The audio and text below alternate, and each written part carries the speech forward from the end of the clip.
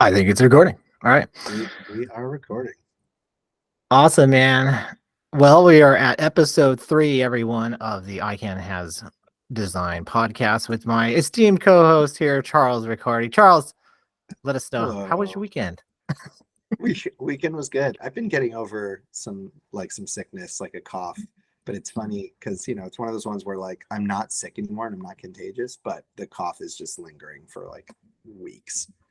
I I have heard of this, and it came through my family and wiped everybody out, and by some miracle, You I didn't get it, was unscathed, and I usually get sick like COVID rips me apart, and dude. I Yep. got every vaccine under the sun, and I just yeah, it's still ever since Omicron, not to Yeah. be confused with Unicron, the devastating transformer that destroys planets like the Death Star. Dude, I always wanted to it's call it that. crazy. I got the Unicron. What Dude, Unicron? What? you actually did you get season 1 COVID when it first came out? Season 1. Oh my gosh, that's so funny.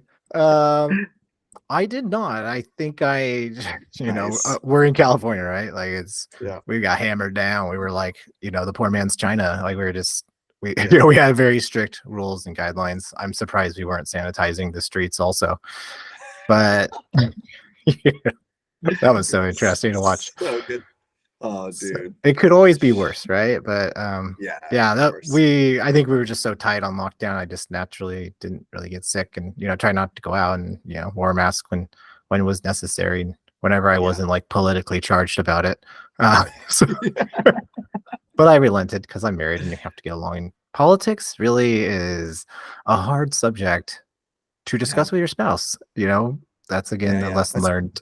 Especially if you're on different sides of the Yeah. side. But yeah, and that's why I like my wife. We're different, like I don't want to Yeah. It's marry awesome. somebody like me. I don't want a homogenous relationship. Like it's nice that we're very different. That's what brought us together, I think. Yeah. I'm That's so super cool. extrovert. She's crazy introvert. Whoops, did I call her that? She's I don't think she's gonna listen. crazy introverted. Introverted. Yeah, she listened to Very the first specific. episode. I don't think she's gonna listen to any more of these, so I think I can get away with some stuff. Well, I mean, So I am good. so excited to see you. It's been a while. Yeah. I'm not surprised you got sick. I think my son got back to back sickness. I think there's like two things kind of going around. So I know you had got sick like a couple of weeks before that too. That's the dad life, Yeah. dads who design. Dads who It's a tough design. balance, That's that's balance that's to a, achieve. the next podcast, Dads Who Design. Yeah, yeah. We can pivot. Yeah. Pivot. I love All it. right, So man. Well, I am very excited about today's topic, and thanks to you, I appreciate very much you bringing this up. And I was very excited to go down this rabbit hole and just learn and soak up this industry. I actually realized that I had some experience, but we'll table that. Let's try. We're trying to get a lot more organized and read off our show notes here, of course. So, which I really sweet. appreciate you putting that together for us. And No worries. let's go ahead and start with what so we're talking about productized services, which is such a interesting label Yeah. and definitely not something new. You could kind of say SaaS software, which is software as a service for anybody who doesn't know that. You could Mhm. kind of say they're very similar, but Yep. yet seems to stand out unique. So if you want to help maybe give your interpretation of what a productized service is, you brought it up in previous episodes. Yep. Yeah. Totally. So I think I was pretty confused about this concept at first because I think originally I was like productized service, like it's just your service. Like what is it being productized mean? Um, and I think that all it really is the framework might be a bit newer, but the pieces are not. It's just taking pieces the way that they exist in the world today and just rearranging them. And so like the definition of a productized service is a fixed scope service um, to offer at a published price. So an example and a comparison is traditionally with agencies or even freelance designers, you would have a portfolio put together and then you would maybe have some level of pricing on your site, but mostly it would be a, hey client, you reach out to me, and I will tell you what the cost is based on your particular specialized project that I will be working on. Mhm. Now, what they're trying to do with productized services is create a fixed cost, a monthly cost, so it becomes a subscription of sorts, and that creates obviously a level of predictability with both the client and and you as the freelancer. Um, but then with that, there is a fixed scope of work that you allow within it. There are still parts of this that I think are can be a bit confusing, but the way that a lot of these agencies, whether it's one person or whether it's 5 people or 10 people, the way that they're functioning now is you get unlimited design requests, you get unlimited revisions. They say unlimited brands. I don't really know honestly what that one means yet. Well, I can tell you that when we get around Oh, to my oh, experience. Yeah, no okay, great. worries. Go ahead. Unlimited brands. And then usually they'll have maybe one or two different plans, a standard plan and a pro plan, if you will. Standard will allow you to work on one design request at a time. And that might take, it depends. It depends on the complexity of the project. And then the pro plan will usually allow you to work on two simultaneous design requests at a time. The way that all these subscriptions normally work too is they say delivery is within 1 to 2 days. This is one that I think we could talk about this more, but one that feels very strange in the world of design, which tasks can take anywhere from 15 minutes to months at a time. But I think that all these people this is kind of like a marketing tactic, I think, to get people to say, oh man, I'll sign up and I'll get these things super fast. But then when you actually get into the weeds with the freelancer, they go, oh, you want a website with 6 pages? Like, it's going to take 2 weeks for me to do that. Like, I can't get that Yeah, done in 1 to 2 days. But the thing um, the thing that freelancers really tote on being like a positive about this model is that they are constantly updating the client almost every day. Even if it's a fraction of work that's being completed, they're saying, hey, half the page has been done. Here's the design. Um, and they're getting it done in high fidelity. They're not wireframing. They're not doing any of the kind of traditional process and workflow of building out a lot of these design assets. They're going straight to high fidelity and building it incredibly quickly and delivering it to the client. So then from there, they get to very just like, interesting. yeah, they get to ask for feedback. The client will give them feedback on it, and then they can go back and forth.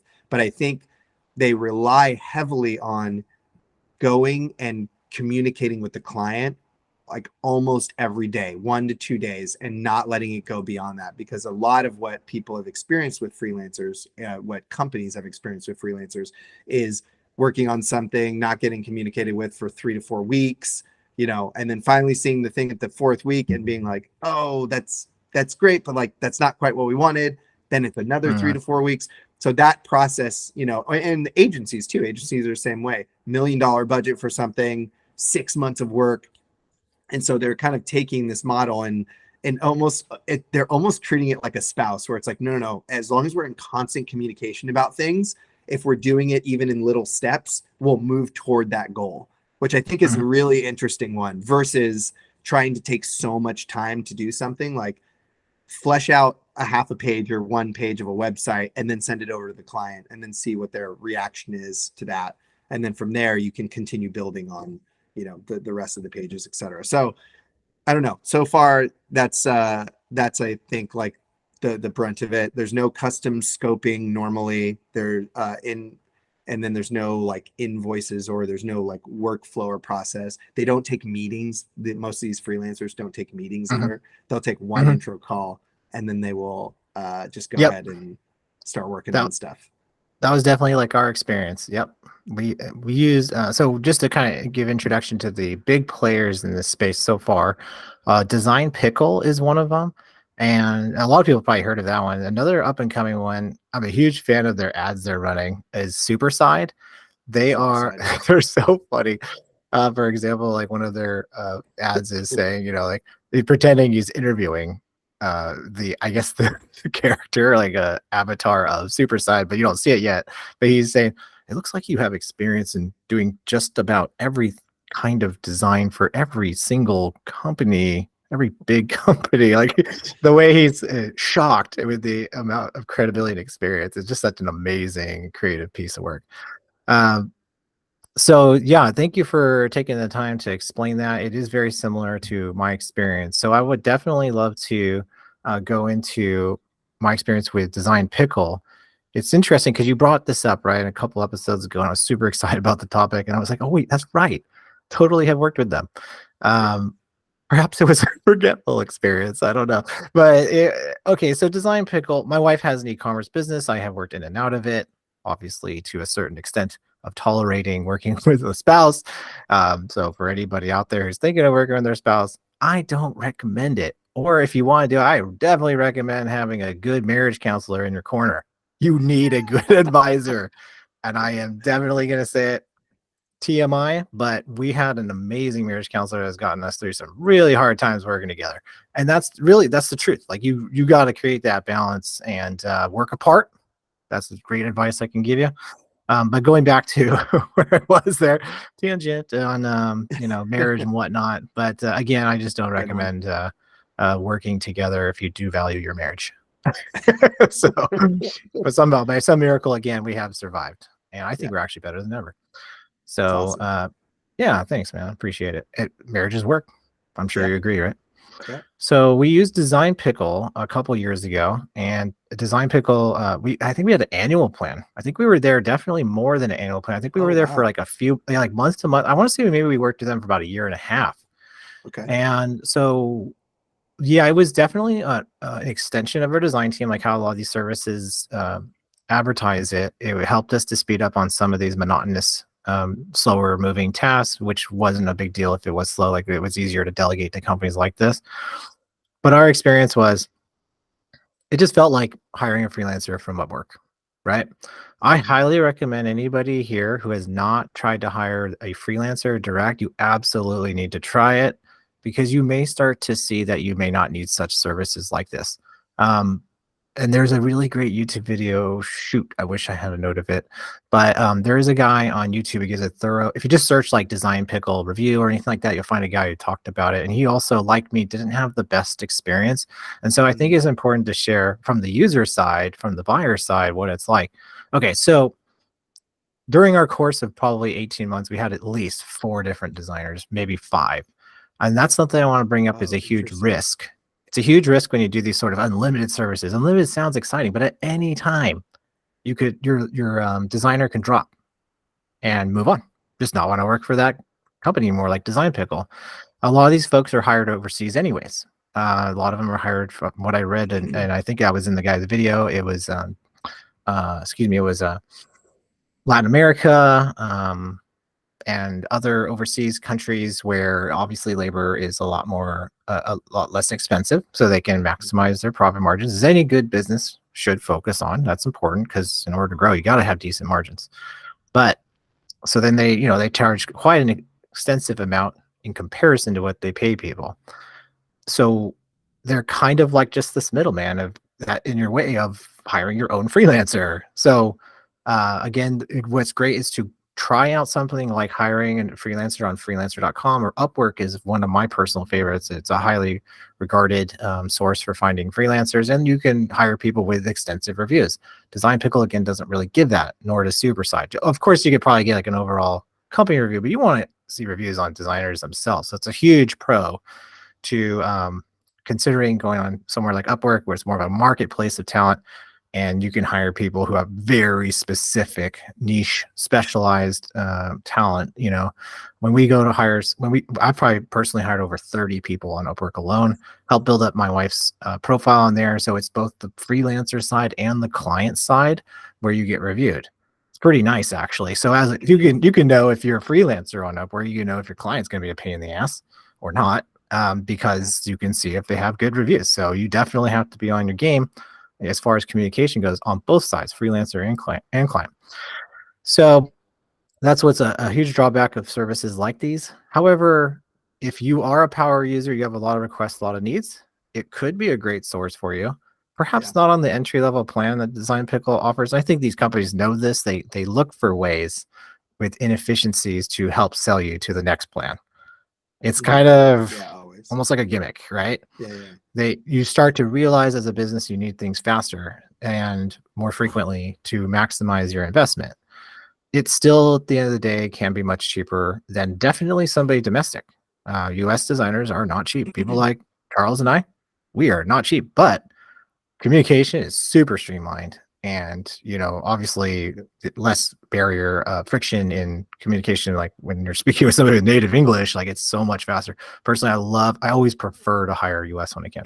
Okay, Yeah. so Design Pickle, we at any time, it take a week, 2 weeks to really get situated with a single designer. And then there was a time where like three of those designers were almost like back to back switching companies. The company probably going through a bit of an issue, with maybe treating their talent well, hint hint, where people were just not happy. I have read things that people are overworked, Mm. and although they're probably fortunate to get this kind of work, the pay is probably still lackluster in comparison to other work they can get in their country at comparable wages.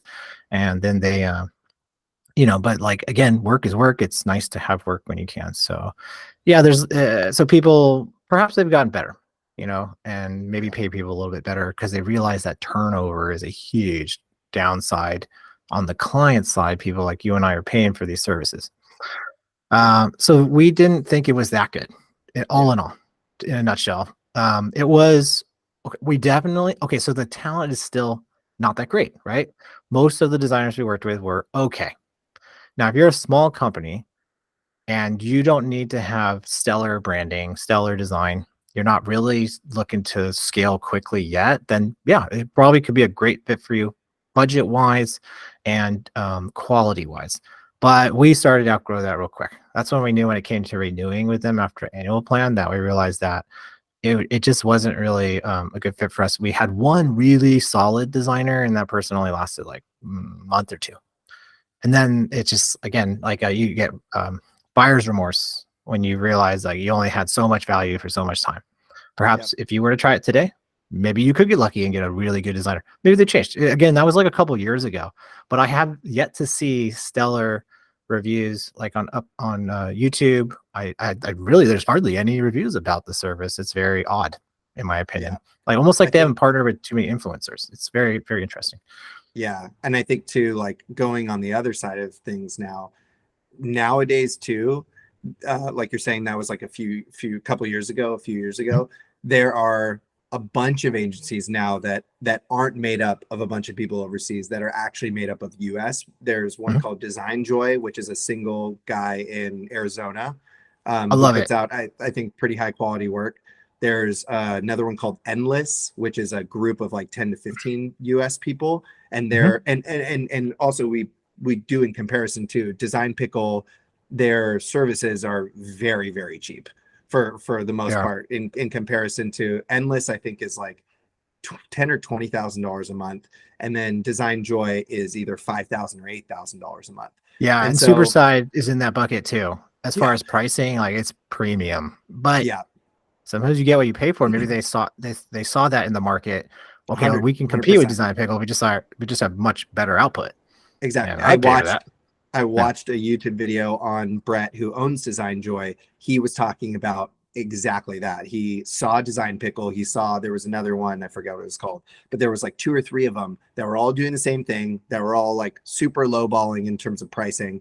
And he saw that all of the work that was being produced just wasn't good, wasn't great. It wasn't, senior level designer work that was coming out of it. So he's like, okay, well, I'm going to do it, and I'm going to create something that's creates really, really high quality work, and I'm going to charge more for it. But hopefully, people are still willing to do that. And I think what these people are still able to do, and they're still able to communicate, is that you're not hiring a full-time designer still, like Mhm. in terms of resourcing. So Mhm.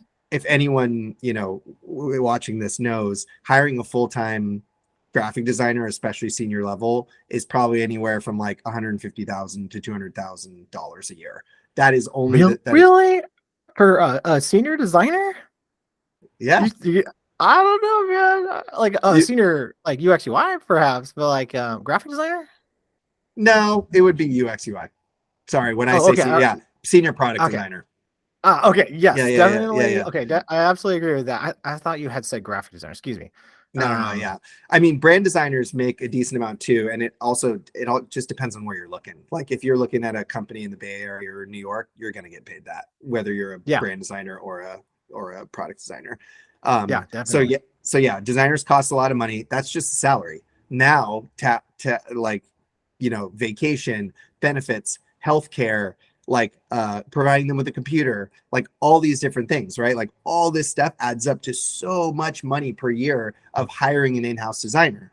And on Hmm. top of that, there are a lot of companies out there that need design, but they don't need someone that's working 40 hours a week on all of their design stuff. They just don't. Hmm. They need a marketing website spun up because they're a startup and they're just starting out, but they want it to be impactful. The market's huge. There's so many products out there. They need, decent branding, whatever. And then they need someone to work on their product like every month, every 2 months, every whatever. Like they just need someone around so they can say, hey, we need this thing really quick or whatever. We need this feature, this Hmm. whatever. But they don't need to pay 300 plus $1,000 a year to have Yep. that person around in house and, potentially twiddling their thumbs at times. So I think Yeah. that it actually does provide value, even though we look at something like $5,000 a month. That is not a lot of money, especially for a startup that has an influx of cash, a Hmm. few million dollars in the bank. This person's able to bust out design things very quickly. And that's another thing too that's very, very important. I saw this in a podcast as well, is you have to be good. You have to be good and you have to be fast. Like if Hmm. you have those two things and you charge a lot of money, then you're going to be fine because you can take on potentially 10 to 12 clients a month. And that sounds like a lot, but there is a very interesting ebb and flow of client requests that come in. It is not that every client has a request every single day or every single week. You might have a Yeah. month where like a client doesn't request something at all, but Yep. they're still on the subscription, and then the next month they request 3 things, 5 things. So you kind of just work within that model of figuring things out as clients like need things, and it works out. I think Design Joy, I think he makes almost $2 million a year Get by the himself. By try not to himself. curse on this thing, but I know dude, because he get the takes. heck I out of think here. he takes. I think he has 18 to 20 clients a month, and they're paying anywhere from $5,000 to $8,000 per Do client. you know this man? I would love to talk to this guy. Like I want to just reach out and be like, Show me the ways, Obi-Wan, Dude, please." I would love dude. to know. I mean, besides the money, like I very much want to do something like this. Like I just remind everybody I'm in freelance. I know too much about taxes, so I love the tax game and the freelance game. But freelance is not for everyone. It's rough. But what Yeah. definitely want to do is something like this. Now, what was cool is like you brought this up several weeks ago, perhaps even a month ago. I immediately went into offering packages of my hours that clients can buy. So it's not really like along the lines of unlimited, but it's the next step. So I always recommend try not to just jump right into something like this, but figure out how can you start to take baby steps. So one thing I realized, especially working with this client, I work with a senior vice president of marketing for one of my clients, and I've realized her personality type is she likes options. If I just give her one design on a review meeting, it gets torn apart. If I give her 2 or 3 options to choose from, decisions get made. It's the weirdest thing and very minimal, Yeah, it makes sense. very, very minimal changes. And so this can also apply to how people buy your service or, just work with you really. So immediately went into, I raised my standard rate. Maybe one day I'll share that. I don't know. Let's say I get $1 million now. Uh, so, but to intrigue people, to entice people to listen to a future episode, I will definitely, we're going to talk more about the freelance game, and I will share more in depth and be fully transparent on the rate I charge based on experience, but not today. So, but I immediately started offering a package of hours. I think that's a great first step for anybody looking to do something similar to this. And so I do like a standard ad hoc rate, but still you have to buy 10 hours at a time. I used to just like go chasing unpaid invoices. Not anymore. I only work with paid upfront, kind of like retainer-ish Yeah. sort Yeah. of a Great. relationship. Though retainers, the expectation is to use it or lose it of those hours within like a month's time. But it's more just like, hey, looks like we're going to be working together for a while, buy some hours, and then I have like a 40 hour, an 80 hour, and a 120 hour package, and I just let them know this is my capacity I can work per week, and it's pretty easy going. So my client had bought a 120 hour package last month. I Sick, mean, the most I ever made in my entire career last month. dude.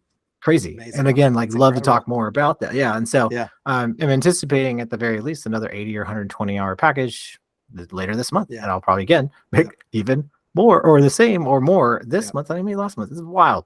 Well, Um, I so think you're now I want to do this step. I want to do unlimited and see what I can do. yeah. Sorry, go ahead.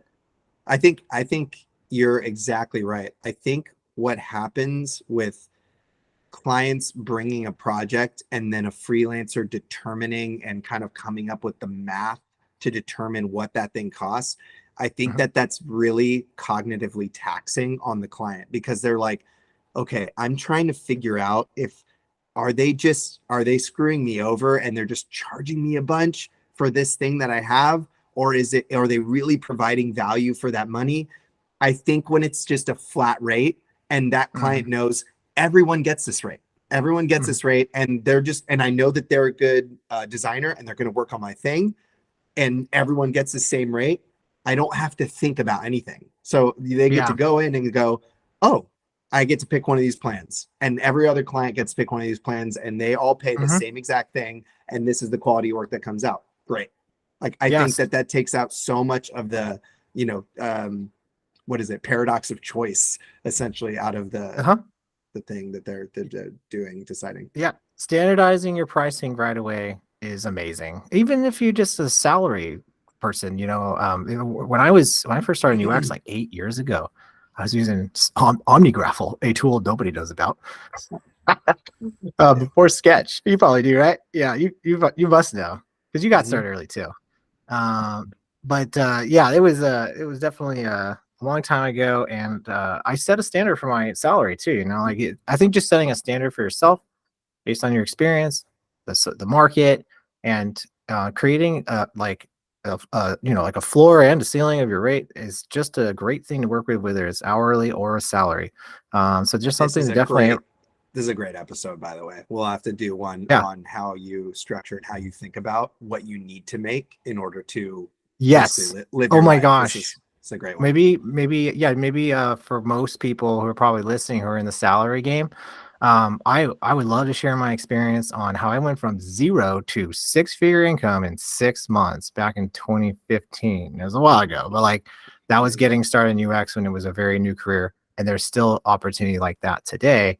A lot of it's probably more in the the AI space, Yeah. where all you have to do is focus on emerging technologies. So this will be a great one. We'll definitely take note of and work on an episode.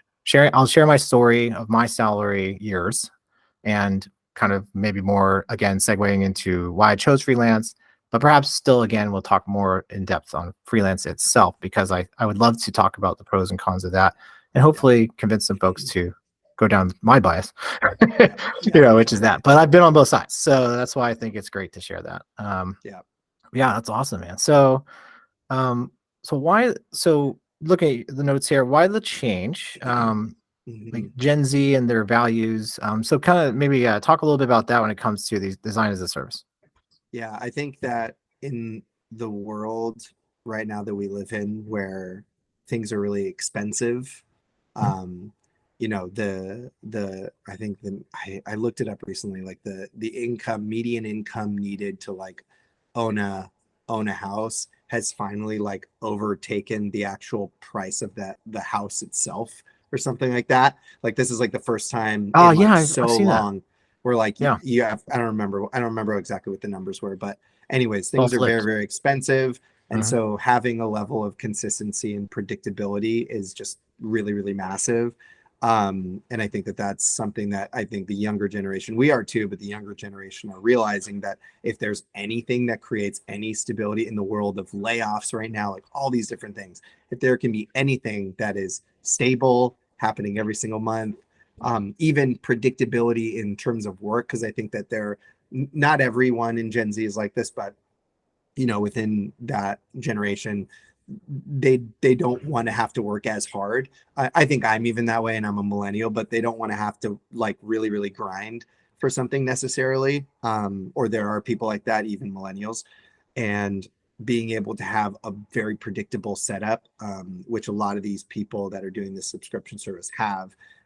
Basically they hit a link, they hit subscribe, a Trello board gets made, that then Mm, the freelancer sends that over. Like everything is just kind of like automated for the most part. Even if the freelancer has to do part of that process, it's all automated. So it's a very predictable workflow, and it almost sets itself up.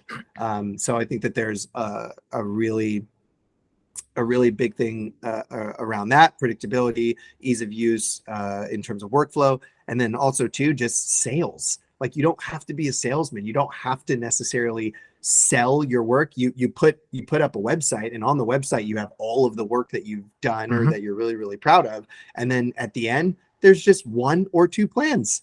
So yep. someone picks them. It's not, hey, let's have a call, let's determine how much and how expensive your project is going to be.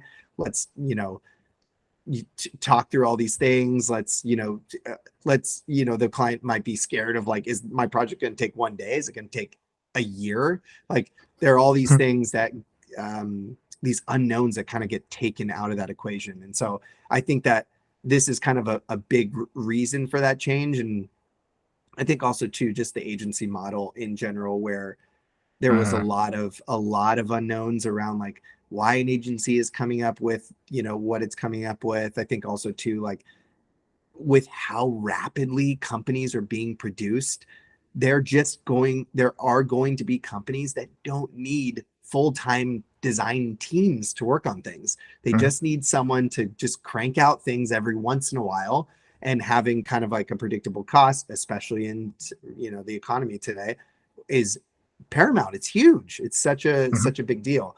um and This so is yeah. so exciting, man. I absolutely agree. Like predictability on both sides, income and expense as a company. And anybody Yeah, who understands who financial controllers are, like your CFOs in the companies, they love any kind of predictable operating costs. So it's of taking that course. more lesser from a marketing specific cost, although marketing is technically operating, but like a much more Yeah, predictable ongoing cost for them. They can then plan their expenses accordingly. It's a win-win, and can be a win for the end client, of course. yeah, So I think it's absolutely fantastic. yeah. I think How? Oh, go ahead. Yeah. no, I was just gonna say, I was reading the next part. Like, so in this landscape now, like how does this help and or hurt Mhm, designers? Like, how does that hurt us as designers within the landscape? I think there's a few things to consider. One is, so I can go into the hurt category. One is a variable scope. So if there is a variable scope for something, like that can't really be addressed, and you kind of have to address that as like a one-off. But that kind of it kind of messes with the momentum of your business, especially if a lot of these things are automated and you have very predictable scoping. You can't really do variable scoping as a part of that, right? Like you're providing predictability for the client. So you don't want to also say that you do like variable, like, specialized scoping based on projects, because then that gets a little bit confusing. And then the second one, which is, for people like me, who's a millennial, who's worked on freelance projects that were quite big and I made a decent amount of money from, you leave a lot of money potentially on the table with larger clients. So, you know, Verizon could come to your page, decide that you're a good fit, and pay you, 5,000 yep. bucks a month, versus paying you $100,000 for a brand project or whatever that they're working on. And so you end up potentially losing a lot of money on that. That is also if the client, like Verizon, really Mhm. does go to a really small shop, like any of these design They might. All subscriptions. they Yeah, all they need is bad experience at one. Big yeah, companies tend to have worse experiences. In my experience, working inside these companies, they move yeah, slow, and a lot of the times they lose track of really great customer support. yeah, That's all it yeah, takes. yeah, They don't yeah, really listen to the customer as much. Worked in giant No. companies in like waterfall project management. It's just like, oh my gosh, everything just Yeah. drags on. They work people to the bone. So, Yeah. Dude. um, yeah. And how much, how does this, so, okay. So the predictability, money, planning, communication, it sounds like since they have a lot of skin in the game, the client, like they're paying now for this service, they're expecting Yep. unlimited. Sounds like all of a sudden they step up and communicate and try to get their money's worth, right? So it sounds like things are much more streamlined and everybody is happy. So that's really cool. Yeah, it's nice. And as a freelancer, especially if you're a person that's relying on money coming in for you to live and pay your mortgage and take care of your kids and things like that, having people sign up for a monthly fee, you know exactly what you're getting every month. So you can budget and you can plan for, things that your vacations and all these other things because you know exactly how much you're going to get per month. And for the most part, the level of work you'll be doing too. Even if it's a larger project, you'll Mhm, be working over multiple sprints or whatever. mhm, Or if it's a small thing, you'll shoot it out in a couple of days. So it creates a lot of predictability for people who rely on freelancing as their primary source of income. mhm. Um, it, I it, can't wait to and it, try this. oh, it's going to be great, man. And to be clear too, I'm also doing it as like a side hustle You because better, a right? lot of a lot Yeah. of people, the guy Brett from Design Joy did the same thing. He had a full-time job, and he did his work at that job, made sure everything was good and stuff, and then would take on like one client, two clients, and just like Mhm. tried it out as a model. And then eventually it got so big to where he moved over to that full time. Yeah. But yeah, it makes things so easily repeatable. Like that's the thing, is like the workflow is repeatable, the money is repeatable, like how customers request things from you, repeatable, like all of it is effortless and repeatable and consistent. And that is like such a beautiful thing for humans because unpredictability just messes with our heads. It's very Mhm. hard to I, more hard to deal with. I definitely think that's why a lot of people just gravitate towards jobs that just kind of want a more predictable schedule, Yep. overall Salary. workload, life balance, and yeah, income for sure. Mm-hmm. Predictable income. Yeah, I can't wait. I hope I can convince you on our future episodes as we talk about freelance and stuff. Like, I hope I can convince you. I mean, feel free to try to convince me to go back to a salary. I'm open minded always. I don't try to stay Yeah, yeah. closed minded on one side of things. So but I can't wait to show you the ways of the force with taxes and things, and Man. I want to show you. Perhaps it might get a little boring, and maybe I'll bring out a spreadsheet or something. I made something for another design friend of mine, who is struggling, feeling unpaid at a job, and I showed him like, dude, you can work half the time doing freelance and net more per month. Wow. It's very doable. Yeah, can we talk about life balance? So that's So again cool. another reason I like it too. But so any other takeaways from the industry? Anything other ideas that come to mind? And of course, like feel free to share anything that you're also maybe kind of working on in that space too. Yeah, I think the bigger question that I have with all of these services right now, and any type of new way of doing work, is what does it do for our industry?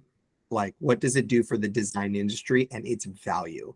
Because Hmm. I think that a big thing that can happen with anything that starts to create a certain level of efficiency within within categories like ours, design, photography, website building and development, like all these, when you start to create efficiencies, what ends up happening is there's a cheapening of the work. There's a cheapening of the value of the work because Hmm. people want to kind of create a more approachable price for things. They want to make sure that they have, clients saying yes to them, not no.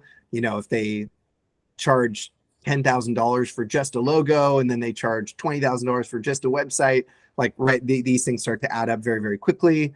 And you might have clients saying no to things like that. But if you make it $1,000 a month or whatever, but you have 20 clients, then you have $20,000 a month. So it's good for you as the person or the designer. But then what you're feeding into our industry is that design work is not, maybe not as valuable as just getting the money that you want to get. And so that's an interesting one, because that is the case for me. I normally, when, full transparency, normally when I do a brand for someone, I charge $10,000 for it. Like, I'll Like do all a cases. brand. Yeah, all cases. Like, I'd I love to don't. see some of your work. Yeah, that'd be cool to see some stuff you've done in the past. Like I'd love to see that value behind that. That's a really Yeah, good dude, price, for man. sure. Bravo. I Yeah, don't think I thanks. ever charged more than like $500 for a logo in my early days of graphic design.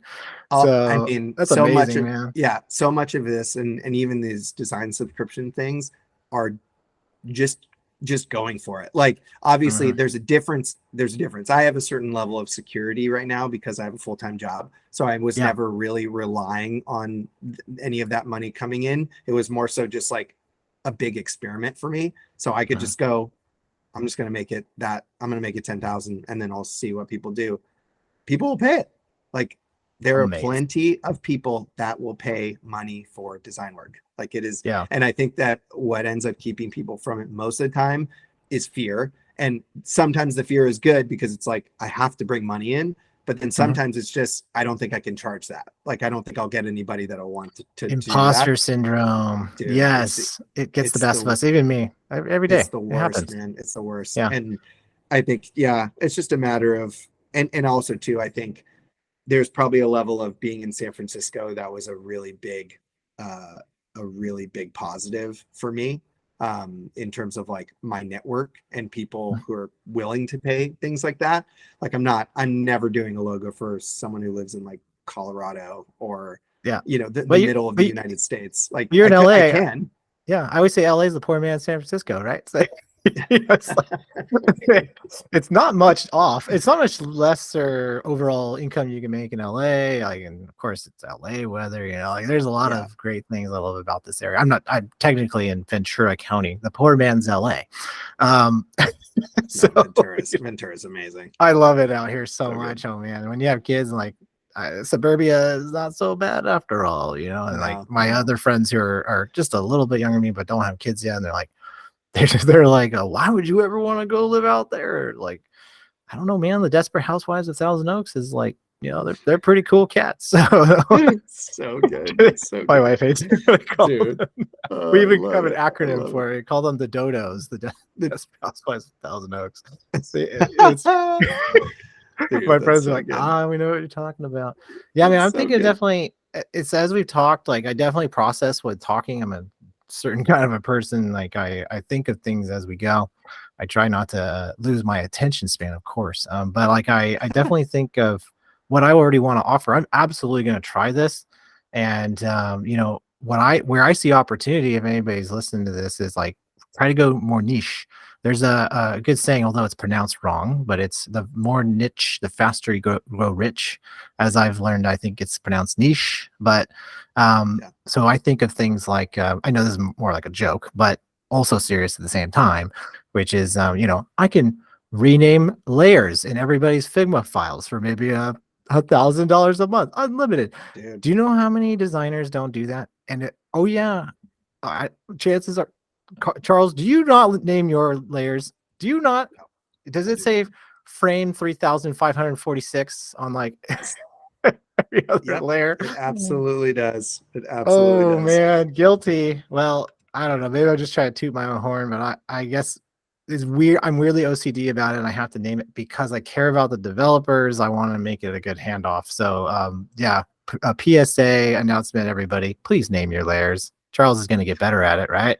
So, I've actually Sure. gotten some work doing just taking over files from other designers who don't have the time to organize it. So like not just naming the layers, but making it much more simplified auto layout. So that's I'm just kind of throwing out ideas of very, very niche within like a certain software sort of a service that you can offer. So I'm almost thinking of doing something like that, like very specialized, efficiency gain sort of service, like even if it's just the 500 to $1,000 a month unlimited mark or something. But Dude. I'm definitely going to think about it and start to offer something in that realm and put it on the website and start advertising it. Dude. Put it on LinkedIn or something. You got to definitely have a service that people can digest. It's because there's too many people just offering freelance, and it's like, well, what do you do? What do you specialize in? Those kind of things. So, oh, you're showing your friend's Sh- website real quick. Show it. Yeah, yeah. So speaking of niche, this he does not offer like an unlimited anything. This is very much like, let me determine what your project costs Hmm. when you come to me. But this is my friend Stefan, who, speaking of niche, literally works on only icons. Like, this is his full-time It's job. These are amazing. all of his Oh clients. my He's gosh. he because he's created a niche where he's the only one that basically does this. There are plenty of other icon designers out there, but Right. the way that they're approaching their career is basically like building out really large icon sets that then Yeah. designers and companies purchase. It's not my favorite approach, to be honest. I really love the like bespoke, here is a 100 icon set for your company and your company Yeah. alone. And he fits within this size of company where they're building this out as another layer of brand on top of their are a ton of brand equity they already have. And so for them, paying $50,000 for an icon set, dude, they don't care. It's pennies. Most So designers don't want to touch it, nor are yeah, they yeah, skilled in it. Yeah, yep, I've done my share of some icons over the years, and it's a lot of work. It's a bit, but dude, like it can look amazing for brands. Let's be honest, material design icons. Sorry, Google, they're not that great. Sorry for throwing you yeah, under the yeah, bus. Whoever yeah. designed those, I can't stand them. They're so dated, and they're But still they're yeah, still up there in their like MUI library. I think that's the latest iteration of it. They have like two sub libraries of that, but I was just pulling it in for a client yesterday actually, because they're dude, migrating to MUI framework and all this stuff. And oh my gosh, the icons they're just not my favorite. But this guy looks like he's got yeah, some good stuff. Yeah, like clearly very meticulous eye on like consistent like form. I saw like some highlight on some curved edges and whatnot that are just yeah, it brings a harmony to all of the icons on there. I it's think very cool. a big brand should have their own unique set of icons. So this guy, yeah, it's It's good. incredible. And he shows like the construction of like how they're made, how each one of those things play into each one of the icons itself, how he pulls from the actual typeface itself to create a lot of Yeah, these things. And what's really interesting about this too, we can talk about this forever. I'll stop yeah, getting no in the way problem. Yeah, really this is quickly, but this is all the good, way man. I think what ends up happening a lot of times when people try and make icon sets that are for clients, they'll show like, oh, there's this like little curl in this K here, but where they'll actually put that in the icon is like in the like this curve of this pillow. Yeah, They'll be like, yeah, yeah, that's the same curve as the K here, but it doesn't actually get extracted from the viewer. Like, the viewer doesn't make that connection because that that shape that's used in the the same area radius. is Yeah, not, yeah, it's not big enough. It's not a big enough statement for the people to recognize that there's a relationship between that and that. Anyway, I love it. That's Stefan is incredible. those subtle changes though are what add up to all the overall customer experience, if not just user experience. Like it. Um, I always say in UX, people don't understand why they enjoyed an experience or brand. Really, they don't necessarily attribute it to any one Yeah, thing. They just know that every step, every scroll, every click or tap, I guess in the case of mobile, like they just know that it all added up to an overarching, really pleasant experience. And iconography adds up to that. It definitely is just pleasant. Obviously, signifiers that guide you through an overall great user experience. Those kayak ones are awesome icons, by the way. dude. Oh, they're Um, so good. And then I thought I'd show yeah, this too. This was Brett's yeah, no company's worries. design joy. Well, I'm happy to do some more of these screen shares in the future, Yeah. and just and show people resources. Oh man, I got some good AI stuff we could talk about in the future too. Oh, Like I'm excited to talk um, about that. yeah, that'll be fun. We should definitely do it on an episode soon on some latest design AI tools. And probably maybe even we just consider a guest host or two to join us. I think that'd be fun. Especially, I think it would be wise maybe talking about the tax game, maybe a good CPA to come on board to but it'll probably make it really boring. I want to I feel try my like hardest. I have to I create a feel like balance of yeah, exciting yeah, yeah. and not Well, boring.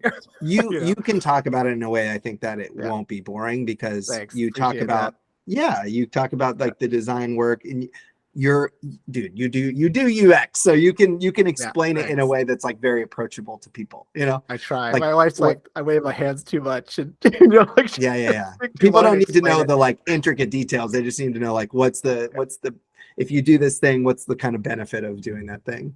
Yeah. Yeah. Well, awesome, man. This has Dude, been so great, Charles. I really good enjoyed episode, talking to you, dude. man. So, Yeah, man. I think we're getting better. I'm working on my background, everybody. Charles, I don't know if you noticed his background is his real house.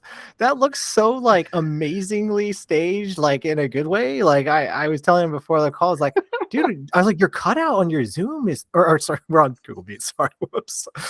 Yeah, sorry, Zoom. But like your cutout is really good. The AI is really catching up these days. Like, and what a pleasant background. You're lit up nice. So I need to, yeah, I'm gonna make Thanks, those dude. changes. It's on our backlog of admin work on this, but we're getting to it. I got my audio in order though. I'm really happy about that. Yeah, So got the microphone. um, yeah. So, well, if anybody's been listening today, we really appreciate your time, and we would Yeah. love feedback. Yeah, we'd love to hear. Is this it's too long, too short? Like, I know we can go like Joe Rogan style, and Charles and I can talk for like 3 hours if we Yeah, want, yeah, yeah, if yeah, his yeah. job would allow. But Yeah. I think he's got some work to get to already today. But I Yep. absolutely love it, and if anybody wants to just share topics they'd like to hear about, or anything at all, any feedback on today's episode, we'd be super, super grateful. I hope you guys are having a wonderful day designing, and keep up the good work. All Thanks right. everyone for watching. Yep. Appreciate it. All right. Thanks.